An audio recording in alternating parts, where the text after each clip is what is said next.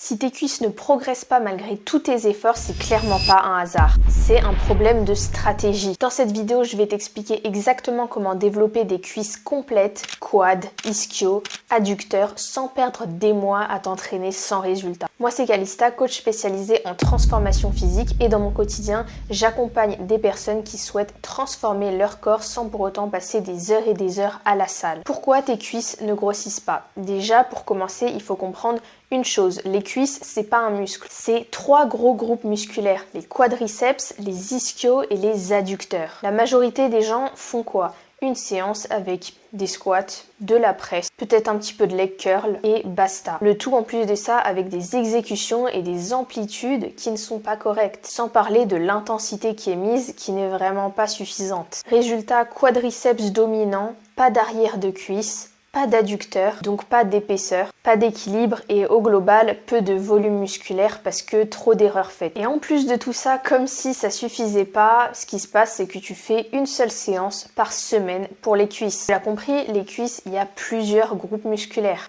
Une seule séance par semaine pour ces 3 groupes musculaires et espérer que ce soit assez, c'est pas le cas. Il n'y a aucune raison pourquoi faire le haut du corps 3-4 fois par semaine et à côté tu fais une séance pour les cuisses. Donc répartis mieux tes entraînements et fais 2 séances par semaine pour plein de raisons. La première, c'est que tu vas te tapasser les jambes sur une séance, donc clairement les derniers exercices, tu peux oublier, tes performances seront pourries. Donc au final, les exercices réellement productifs de ta séance, c'est les 2-3 premiers. Tu te doutes bien que 2-3 exercices, c'est clairement pas assez pour progresser. Et tout simplement parce que les études ont montré depuis longtemps que stimuler un muscle plusieurs fois par semaine, notamment 2 fois par semaine, est supérieur pour prendre du muscle à le stimuler une seule fois. Et ça à volume égal, c'est-à-dire à nombre de séries égal. Donc simplement diviser ton nombre de séries en 2. Maintenant, commençons par les quadriceps. C'est clairement ce qui va faire le plus gros de ta cuisse. Mais c'est pas en multipliant les exercices que tu vas progresser si tu ne maîtrises pas les bases. En vrai, t'as que 2 patterns de mouvement, 2 exercices que tu dois faire pour tes quadriceps. Donc un pattern de squat, un hack squat, un pendulum squat, un squat à la Smith machine. Bref, un squat réalisé dans des conditions stables,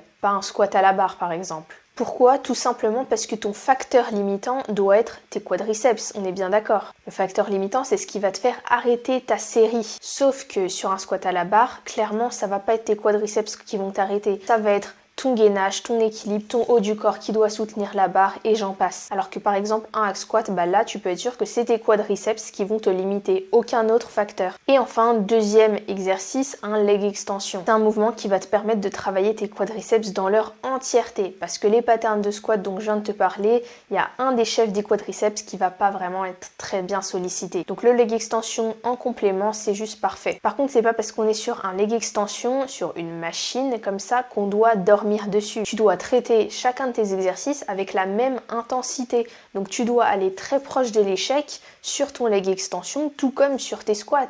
Donc les clés à retenir pour tes 2 exercices sur les quadriceps, c'est déjà d'avoir une amplitude de mouvement complète. Tu dois descendre le plus bas possible. La fonction de tes quadriceps, c'est de tendre la jambe. Donc pour l'étirer, il faut au contraire plier le genou. Pour étirer au maximum tes quadriceps, il faut que tu plies le genou un maximum. Et c'est là où 99% des personnes échouent. Ils mettent une tonne de poids mais s'arrêtent à peu près 90 degrés de flexion de genou. Là, tu vas jamais maximiser ta prise de muscle au niveau des quadriceps avec une amplitude pareille. Il faut que tu descendes réellement le plus bas possible. Ton mollet doit toucher ton arrière de cuisse. Ensuite, mets de l'intensité. C'est ce que je te disais précédemment. C'est très difficile d'être intense sur les jambes. C'est pour ça que la plupart des gens n'aiment pas entraîner les jambes. Ça brûle, ça fait mal, c'est cardio. Mais c'est nécessaire que tu sois très proche de l'échec sur tes quadriceps. Pour te faciliter un petit peu les choses, je te conseille d'utiliser des fourchettes de répétition plus basses sur les quadriceps. Donc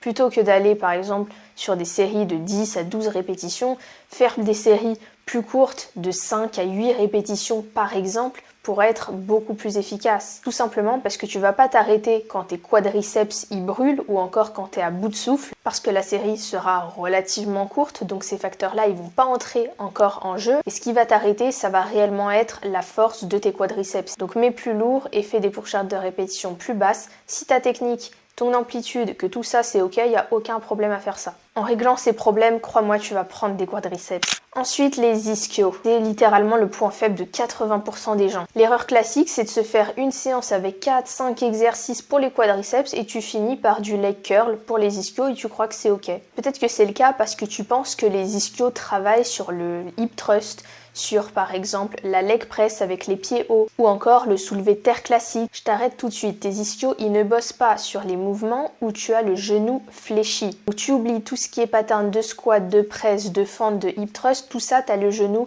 qui est fléchi. Donc les ischios ils travaillent de rien du tout. Ils travaillent uniquement sur une extension de la hanche avec les genoux tendus ou quasi tendus. Donc c'est là que tu te rends compte que ton volume hebdomadaire sur tes ischios, donc le nombre de séries sur tes ischios par rapport à celui sur tes quadriceps, c'est complètement déséquilibré. Ce qu'il te faut, c'est bel et bien un leg curl, car fléchir le genou, c'est l'une des fonctions des ischio-jambiers. Et pour ajouter des séries sur tes ischios, tu peux rajouter un soulevé de terre jambes tendues. Car l'extension de hanche, c'est bien également une fonction des ischios. Mais comme dit, il ne faut pas que les genoux soient fléchis sur l'exercice. C'est les deux mouvements dont tu as besoin pour les ischios. Et pour être sûr d'avoir suffisamment de volume, donc de nombre de séries pour progresser, assure-toi d'en avoir au moins 8 sur ta semaine. Voire plus si c'est une priorité. Pour ton RDL, garde le dos droit et surtout ne fléchis pas trop tes genoux. Pour le leg curl, encore une fois, mets de l'intensité et une amplitude complète et surtout ne va pas venir creuser le bas du dos. C'est pour ça que le leg curl assis est supérieur au leg curl allongé, entre autres. Parce que sur le leg curl allongé, c'est super facile de creuser le bas du dos et donc de réaliser le mouvement